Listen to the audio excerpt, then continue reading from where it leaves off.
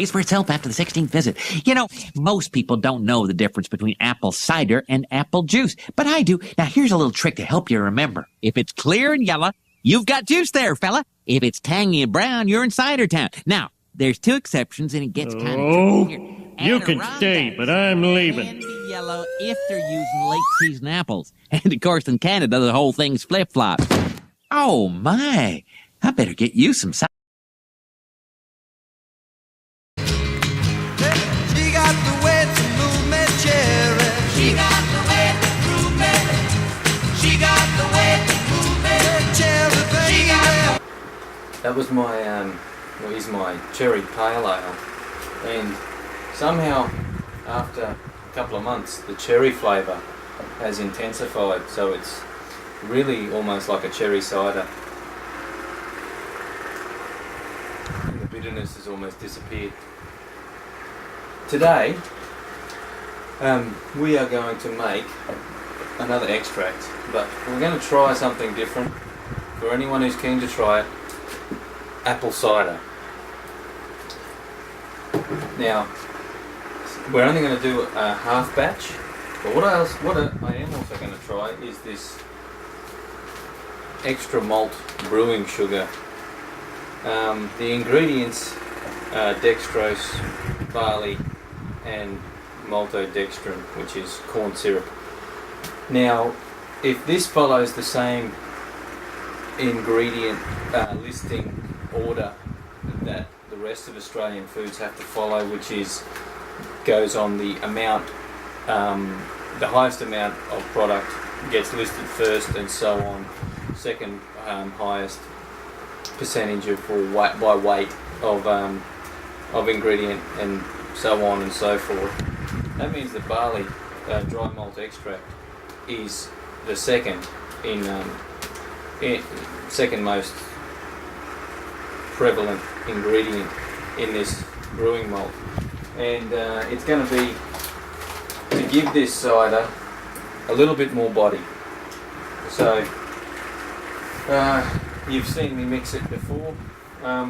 One other thing I'm going to do is, sometimes you might have some leftover ingredients. Take a look at this. Now this is dry malt extract that during the wet season where I live has taken in some water and turned into toffee.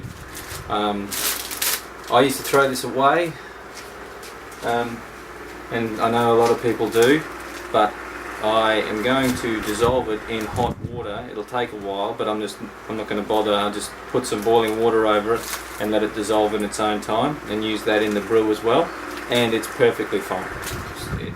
Don't go by the weight, because it's obviously taken in some water. So if you take off a 10 to 15% of whatever the body weight, whatever the mass is of this when you weigh it, that's about how much dry malt extract you're adding. So you've seen me mix kits before. I'm not going to film it. I'll come back in a bit when it's all done. Okay, cheers. Still on the same cherry pale.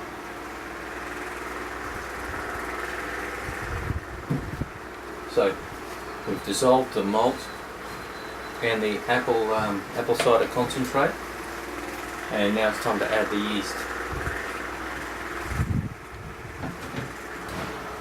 Now, I've never brewed a brigalows anything, but the apple cider comes with yeast nutrient, which I find great, because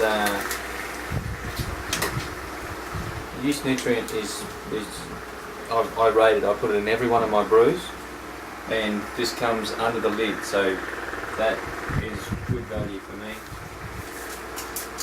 Now it just says to sprinkle it in. I'm not going to stir it, because that yeast nutrient will dissolve in about 10 minutes in very good time for the yeast to rehydrate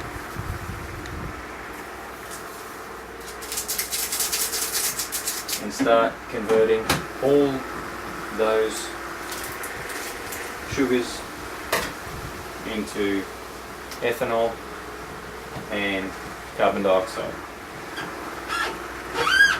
Now the directions say to ferment at 25 degrees, which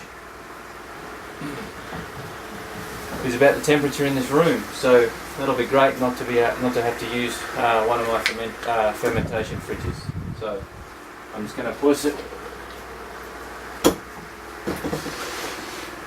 on the shelf and come back in about a week to put it in the keg. Cheers.